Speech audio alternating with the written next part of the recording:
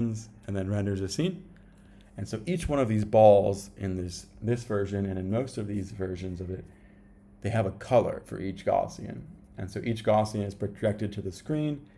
And so you take your camera, you take all of your balls, you run an algorithm that projects them to the screen called rasterization, and then all of your colors on the screen, you'll be able to see this picture here that we're looking at. And so each ball has a fixed color.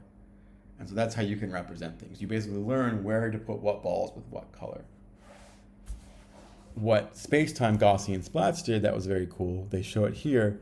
Instead of predicting a color for every spot, they predict a feature. And so there had been versions of this before with non-dynamic videos, or even with nerfs where they said instead of getting a color, we're going to get a feature.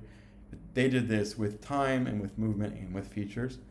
And so what a feature is just a big array of many, many numbers. So instead of RGB, 3 values, it's a 3-item array. What we have now is a big, dense feature array. So this could be 24, or it could be 100. It could be 100 of these numbers. And so you say, we're going to return this big blob, and that's going to give us a feature. And then you have another model. So that's what they show here. We'll zoom in on this one.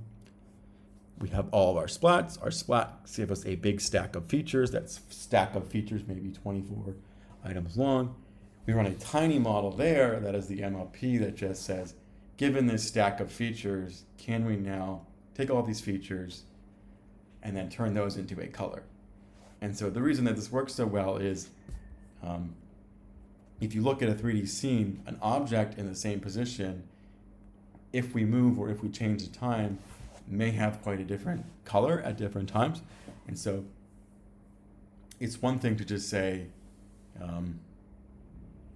given this spot, we kind of always have this color. It's another to say, how can we relight this? Or how can we change the camera angle, see this? Because you change the angle, ambient occlusion may be different, or reflection, or these sorts of things. So I can show another paper here that shows a good example of this. And this is, they called this deferred Gaussian splatting.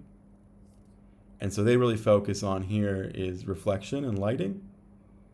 And so if you look at stuff like a toaster or a shiny ball, if you change the angle of the shiny ball, all of a sudden you're going to see a very different refraction pattern because the light bounces off that ball at a different angle. So if you just had a fixed color for the ball and then you changed angles, all of a sudden it wouldn't really work. So this is where we need some sort of feature to be splatted, is what we call it.